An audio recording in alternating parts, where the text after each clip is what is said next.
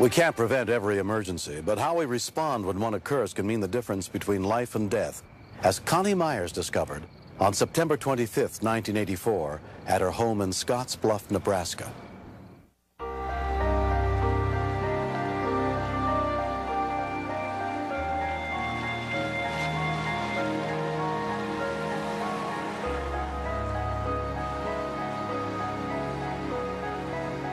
Jamie and I had taken my husband to the airport so that he could go to one of his annual meetings. Hey, honey, are you going to stay out and play for a while?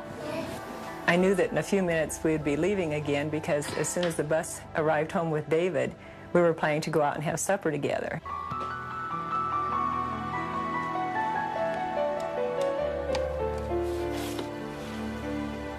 I had tried to stop him and warn him as to how dangerous it could possibly be. But as little kids will be little kids, they don't always choose to listen to what you tell them.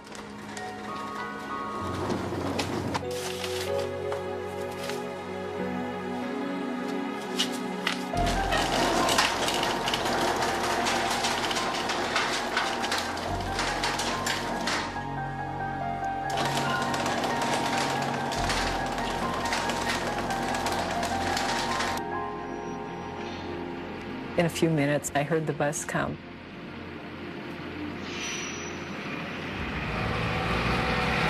Eight-year-old David was just coming home from school. I was walking to the house, and I saw some feet under the garage door. And I thought it was a prank or something. But then I realized that the garage door had came down on him, and it wasn't a joke. Mom, get out here! Jamie's on the door! Jamie! And we quick tried to open up the door. We tried lifting it, but he was trapped. Go around and turn off the switch! His body was already turning purple and blue, and he was cold. It's one of those things you don't realize if just a couple minutes have passed, or maybe it's been 5 or 10. David ran around and punched the door from the inside. It won't work! It's not going! And got no response. I don't think he's breathing! The remote control that was laying beside James did not respond. Connie called the nearest fire station. Scottsbluff Fire Department. Scottsbluff fire rescue units were immediately dispatched to the scene. An ambulance was also sent. I felt like I had to help James and get that garage door up. Out of frustration, I kicked the door. Something must have loosened up, and it opened. I turned James over and attempted mouth-to-mouth resuscitation that I had learned by seeing on a poster. God, what'd you do? I don't know, I just kicked up the garage. Is he breathing? I'm not... Neither one of us had had any official training in giving artificial respiration. Is it doing anything? We really weren't getting any responses of any kind. I almost didn't know what to do. I just knew that he had to have oxygen, that would be critical. He's not breathing. Whether he was still alive or not, it would flash through that this may be it. Maybe he is gone, but we didn't want to think that way. Units are 1097. Hold short of the driveway there. Within 4 minutes of the call, firefighter EMTs arrived on the scene, led by Captain Dan Murphy. When we found the child, he was laying on his back in the driveway just outside of the garage. He's been unconscious for about 5 minutes. We began doing our primary assessment. His coloration did indicate that there had been some oxygen starvation. Not knowing how long he had been in the garage before someone had discovered him, very definitely a serious situation. Within a few minutes, Valley Ambulance arrived to transport the boy to the hospital. Get him situated here. Ready to roll? At all. He's just not moving anything. His treatment was continued by EMT Doug Carroll. Jamie? He was having what looked to be some type of seizure activity, which was concerning me. There's a lot of things going through my mind. You know, if we had brain damage, if we had a neurodeficit, I really didn't know if he was going to make it or not. It was like being in shock. I mean, 1 minute Jamie was fine, happy and running around, and now within minutes we were wondering if he was going to be alive.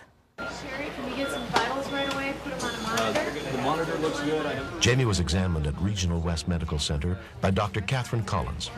He had a crush injury to his chest, and he had suffered a brain injury from lack of oxygen and from increased pressure on the brain. Open your eyes and shine the light. it in. They kept getting reports that he just wasn't stabilizing.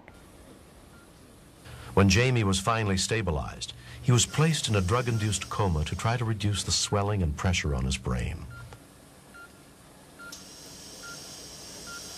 His father, Joe Myers, rushed to the hospital as soon as he learned of the accident. We were asking lots of questions. Well, is he going to be okay? Is this life-threatening? What are the chances like that? And we weren't getting any real positive answers. Matter of fact, kind of negative. I refused to leave the hospital. I didn't even want to come home and check on anything. I felt that I wanted to be there if anything happened whatsoever. After 36 hours, Jamie was brought out of the coma.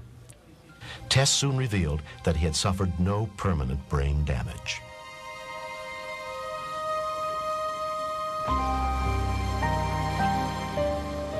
Six years have passed since the accident. Jamie Myers is 11 now. We had only lived here about a month prior to this accident, so we weren't familiar with a lot of the mechanisms on the garage door. Garage doors have adjustments on them from light to heavy. And apparently this one was set at a heavier setting. There's also a bar release on the inside of the door that we were unaware of at the time that we could have manually released the door with. Every year, children are killed by automatic garage doors that are old or improperly installed. Largely because of his older brother David, Jamie was not among them. I really don't feel like I'm a hero. I just feel like I had to do what I had to do. The happiest moment for me is when he came home. You finally realize how close siblings really are and how much they mean to each other and how much your children mean to you as well.